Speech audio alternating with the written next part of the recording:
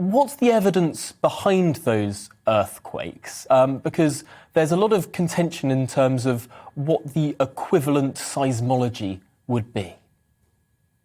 Well, firstly, I think it was interesting to read the official spokesman for the Prime Minister saying that they introduced the moratorium based on scientific evidence. What actually happened was they introduced the moratorium and then they launched the scientific report. So in other words, the science followed the politics rather than the other way around.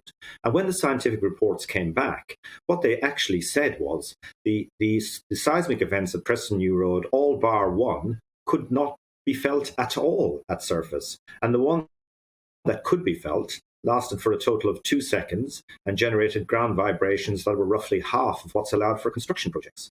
So if that science was to be used for other industries in the country, we'd have to shut down pretty much the entire London Underground, most construction in the country, and I could go on and on. So the scientific evidence to describe it as flimsy would be giving it the benefit of the doubt. We are saying currently in this country that fracking sites are not allowed to produce seismic events that are even half as much as construction sites. How on earth have we got to that point? Well, I wish it was even that good. What we're actually saying, the limit was set at 0.5 on the Richter scale. Now, that for most people, their eyes would probably glaze over at that.